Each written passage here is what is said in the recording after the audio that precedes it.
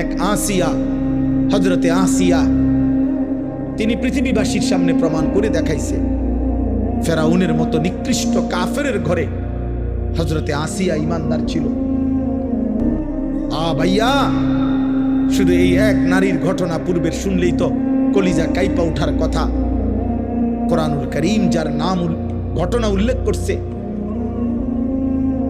আল্লাহ উল্লেখ করছেন, হযরতে আসিয়াকে ফেরাউন ঈমান আনার অপরাধে, খোদার কসম ভাই, তাফসীরে আছে সারা দেহের মধ্যে পেরেক মারছিল, পেরেক না পেরেক। ওয়া ফিরআউনা যিল আওতাদ, কোরআন শরীফে আছে ফেরাউনকে বলা হয়তো পেরেক ফেরাউন। বড় বড় মাস্তান সান্দাবাজের একটা নাম থাকে, পিস্তল উমক, কাটা রাইফেল উমক, বুঝেন না কথাটা? এই ডাকাত ফেরাউনেরও নাম ছিল পেরেক ফেরাউন, যিল আওতাদ। ওরে বলতো পেরেক ফেরাউন, মানে যে চূড়ান্ত কাউকে শাস্তি দিতে চাইলে পেরেক মারতো, পেরেক সারা শরীরে।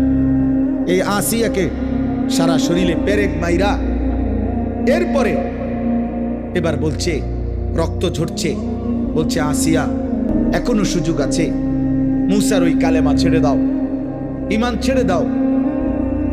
হযরতে আসিয়া বলছে ফেরাউন, তোমার মতো বাদশাহ হাজারবার ছেড়ে দেওয়া যায়, রাজপ্রাসাদ ছেড়ে দিলাম, রাজরানীর মর্যাদা ছেড়ে দিলাম, কিন্তু ফেরাউন তুমি জানো না কলিজায় যে ঈমান জমা, রবের প্রতি যে বিশ্বাস জমেছে, ঈমান ছাড়া যায় না, ঈমান ছাড়া যায় না।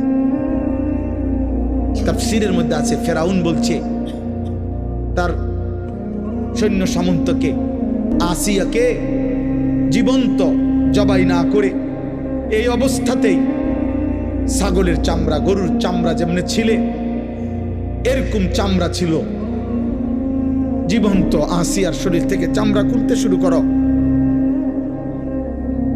হযরতে আসিয়া এই চামড়া যখন খুলতে শুরু করছে, কষ্টের কারণে শেষ, উনি বলছে মাওলা আমি বুঝছি মাওলা আমি আর বাঁচবো না, আমি শেষবারের মতো আপনার জন্য জান দিচ্ছি, আমার একটা আবদার রব, আমি আপনার সাথে জান্নাতে থাকতে চাই, আমনের লগে দিয়ে আমার একটা জান্নাতে ঘর দিয়ে,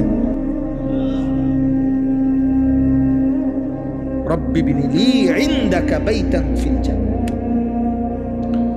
আল্লাহ বলছে জিব্রাইল যাও না, আমার আসিয়ার জান্নাতের ঘর ওর চোখের সামনে নিয়ে ধরো, ও জান্নাতের ঘর দেখতে দেখতে জীবন দিয়ে চলে আসুক।